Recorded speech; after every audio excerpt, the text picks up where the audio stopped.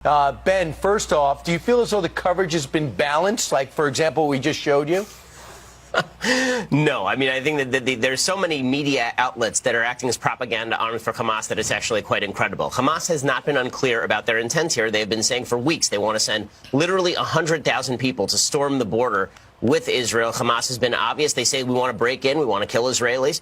They're not hiding the ball here, and the media are hiding the ball. The media are playing propaganda wing for a terrorist group, which has made clear their intent. There are people who are storming the border, attempting to kill Israeli soldiers, sending kites with incendiary devices over the border, flinging Molotov cocktails at people who are manning the border, flinging stones at people manning the border. Right. And the Israelis are acting with their usual restraint, and the media are treating this as though Israelis are in indiscriminate fashion killing civilians. It's just a lie, but the media have been doing that for years. Ben, what do you think the people who were in that soundbite montage right there would prefer the Israelis do?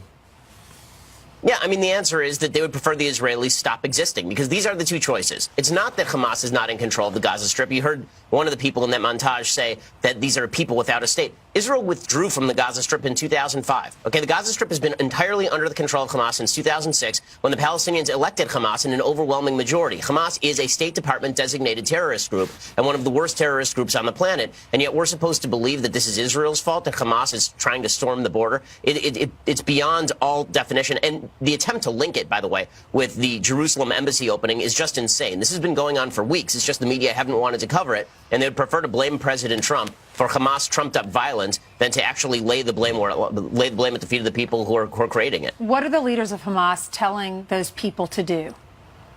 So they're telling them to storm the border. They've actually, the Washington Post, okay, which is a left-wing outlet, reported that the leaders of Hamas were telling people that the Israelis had withdrawn from the border, that the Israeli soldiers were no longer manning the border, and that if they ran up to the border and attempted to breach the border, everything would be fine. They're lying to their own people. They're using human shields. 10 of the people who have been killed were Hamas operatives, open Hamas operatives. So none of this is a surprise. This is what terrorist groups do. And a terrorist group attacking a border, even using human shields, is still a terrorist group attacking the border. I heard sometimes they're children.